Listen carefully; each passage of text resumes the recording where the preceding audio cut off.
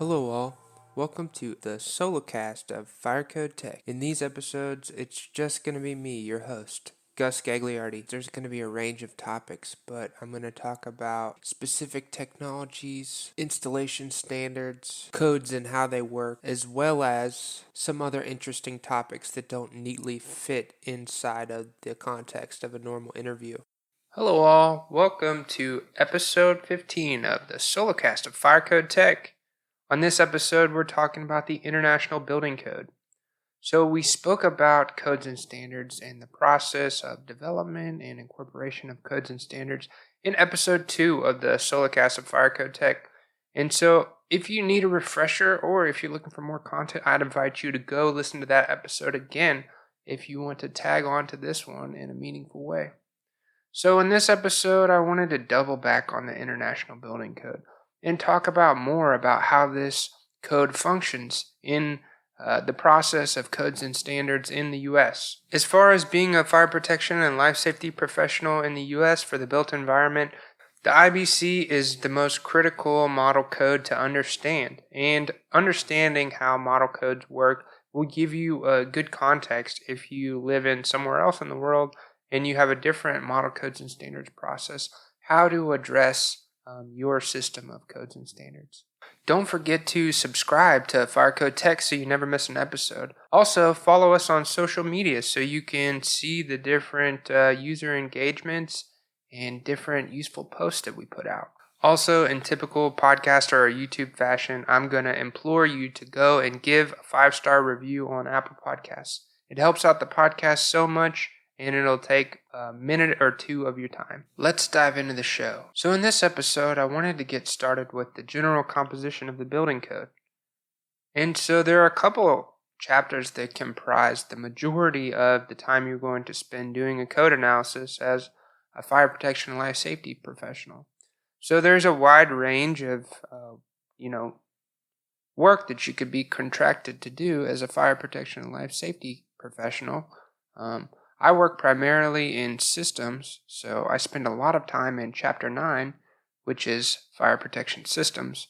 But also there is a huge component of the building code, probably the majority, that deals with life safety, which is chapters like 3, 4, 5, 6, and Chapter 10, I would say, are the big ones for life safety.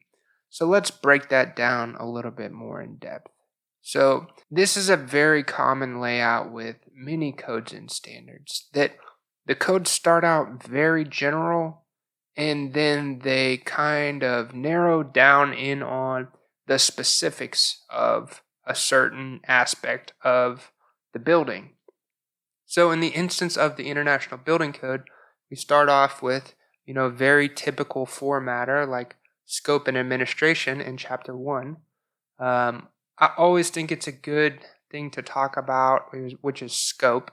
And, the codes and standards process episode is kind of me giving the scope talk for the model code to begin with. So let's preface our whole statement with, you have to understand your jurisdiction and if the International Building Code is applicable in the first place. So I'm sure if you've listened to many of the Solocasts, you've probably heard me say that about a dozen times, but it's so important because I see tenured professionals trying to perform a code analysis without understanding the fundamentals. So if you don't have your fundamentals rock solid, it's going to end up in rework or wrong work or change orders. So it pays to be diligent and understand the code track. So Chapter 1 is scope and administration, and I always tell people, take a look at the scope of the code and our standard, and there's some interesting information and some telling information to be found for the International Building Code as well. In Chapter 1 of the Building Code, there's a section titled 101.2 called Scope. Scope says, the provisions of this code shall apply to the construction, alteration, relocation, enlargement, replacement, repair, equipment, and use and occupancy, location, maintenance, removal, and demolition of every building or structure or any appurtenances connected or attached to buildings or structures. So this gives you a very clear picture of when this code is used. And so I've been in many situations in which I've had to try to determine, when do I use the standard? Is the standard applicable for a gazebo? Is the standard applicable, or is the code applicable for a gazebo or an exterior structure? When is the threshold to when when you use the IBC, or so is this a building? Is this a structure? So there are keys in the very early parts of the International Building Code that will tell you when to use the IBC. Also in Chapter 1, there are important references to other codes and standards, namely the Plumbing Code, the Mechanical Code, the International Fire Code, and the International Existing Building Code. So in time, we'll talk about all these codes, but for the purposes of this discussion, understand that the building code is just one piece of the requirements for a building. I guess that makes pretty obvious sense, but much of these other codes work in a similar fashion, so in time we'll speak about these as well. Moving on to Chapter 2, which is definitions. This is a very important chapter. We've talked about it a bunch in our hazardous materials discussion, which is Solocast episode number 7.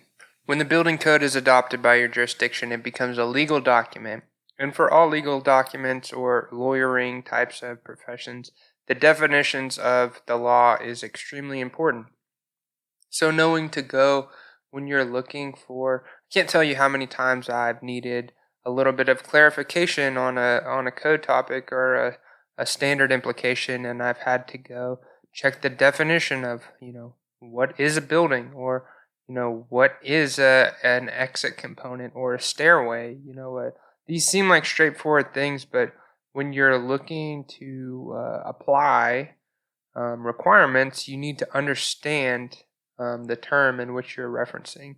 And so this is a big help in time. You get used to this jargon, so this very well-defined jargon, and it doesn't become so difficult, but it takes some time to become used to the exercise of going back to the definitions, reading them, and I guess this applies across the board with NFPA standards as well. So that's always a good point. If it might not be the same between NFPA 101 or the International Building Code, depending on your jurisdiction. So NFPA 101 can be used in a similar fashion as the International Building Code for occupancies like Department of Defense.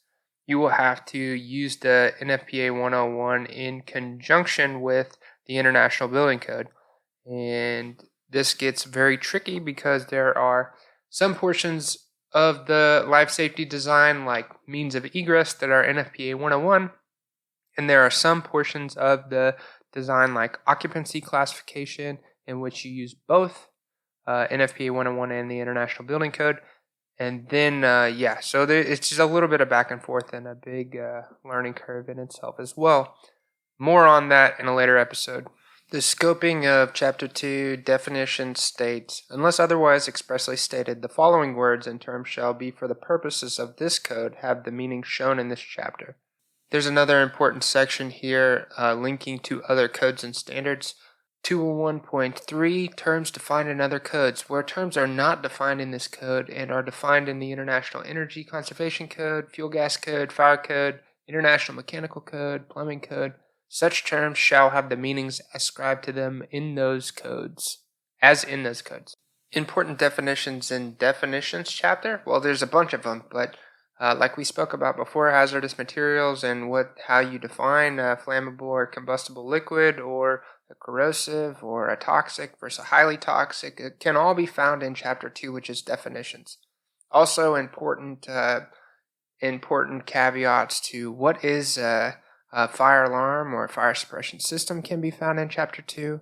The egress components, which we talked about before, exit discharge, exit access, the difference between net and gross floor areas for life safety implications. Here's an important one for life safety analysis. Here's the definition of means of egress. A continuous and unobstructed path of vertical and horizontal egress travel from any occupied portion of the building or structure to a public way, A means of egress consists of three separate and distinct parts: exit, access, exit, and the exit discharge. So this is an extremely important definition within the Chapter 2 of the Building Code, and within this statement there are at least 3 to 4 other terms which are also defined in Chapter 2. So when you're looking at life safety analysis and trying to determine if the means of egress are compliant within a facility, you have to understand, what does it even mean to say means of egress, and what is a public way or an exit discharge, and where do those things start and end? So you can see how these definitions can quickly become extremely important. Moving on to Chapter 3, which is use and occupancy classification. So even if you only design fire protection systems, you're going to have to know how to determine what occupancy that your facility is classified as, or what multiple occupancies your facility is classified as. So this is an absolutely crucial part of understanding fire protection system design and life safety design, is how to categorize the use and occupancy of a facility. Chapter 3 is extremely important and one of the first areas that you're going to need to know how to use. So probably even before you are able to navigate Chapter 3 and in Chapter 2, you'll be able to go in and take a look at these different occupancies and kind of relate them. And there's some play to these occupancies in which you'll need experience to know how to apply these. I'd call it, it's similar to like hazard determination and taking a look at NFPA 13 systems and applying, a broad hazard category to facility. There's some experience and engineering judgment and discretion involved with classifying occupancies. So there are 10 classes of occupancies, and I don't know if you call it classes or what you would call it. Groups, I guess, would be a better phrase. That's how the building code describes it. But in those groups are A, B, E, F, H, I, M, R, S, and U. So that's assembly, business, educational, factory, high hazard, institutional, mercantile, residential, storage, and utility/miscellaneous.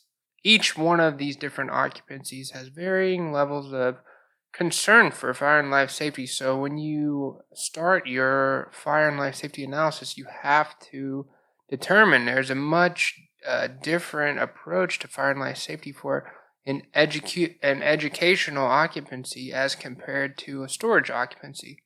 And there may be a case, and generally there is, where you have multiple occupancies in a building.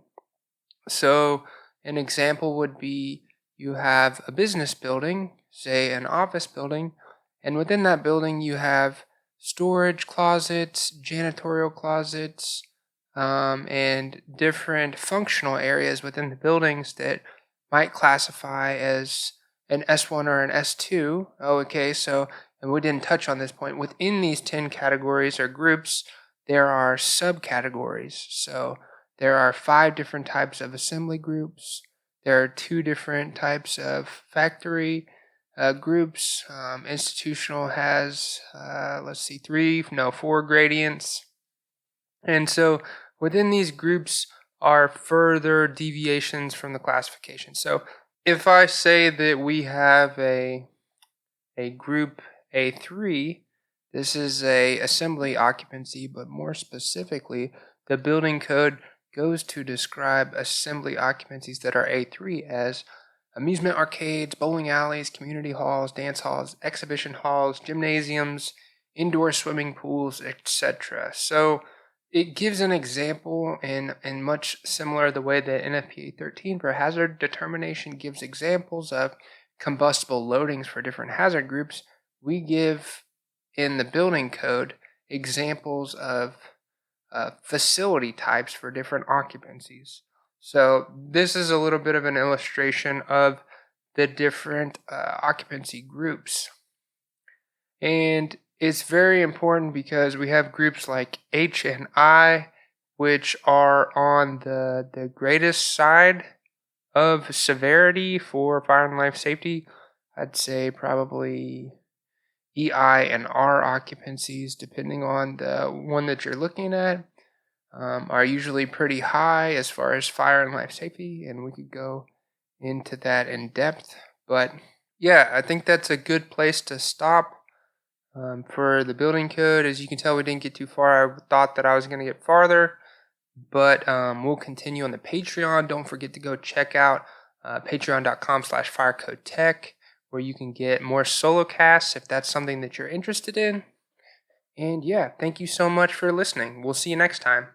Thanks for listening, everybody. Be sure to share the episode with a friend if you enjoyed it. Don't forget that fire protection and life safety is serious business. The views and opinions expressed on this podcast are by no means a professional consultation or a codes and standards interpretation. Be sure to contact a licensed professional if you are getting involved with fire protection and or life safety. Thanks again, and we'll see you next time.